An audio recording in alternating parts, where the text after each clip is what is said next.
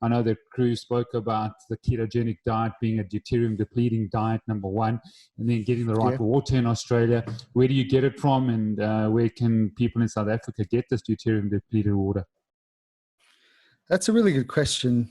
The easiest way, and you touched on it already, is diet.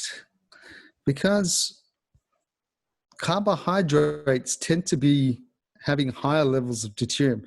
And maybe what we can do is link to our guide, because we wrote, I think, and Ben agrees, Ben Greenfield, who we spoke to originally, it's one of the best guides in deuterium depletion, deuterium science ever written, comprehensive guide.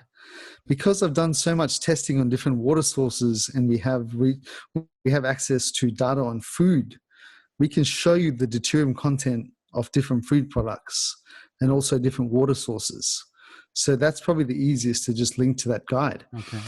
But just talking on the top of my head, fats tend to be lower in deuterium. Things like lard and bacon fat are lower in deuterium, whereas grains and wheat and carbohydrates and all these starchy foods tend to be higher in deuterium. Mm. So the easiest way you mentioned is to have some sort of ketogenic diet. Okay. Great. So using a ketogenic diet, and then also exposing the body to, especially there's different sun cycles, light in the morning, light at midday, potentially even if you have the time, light at sunset or from the sun. And even using techniques like red light therapy, using a red light panel. Mm. Your question on water, because I did so much testing on all these deuterium sources around the world, I literally tested just about every single country.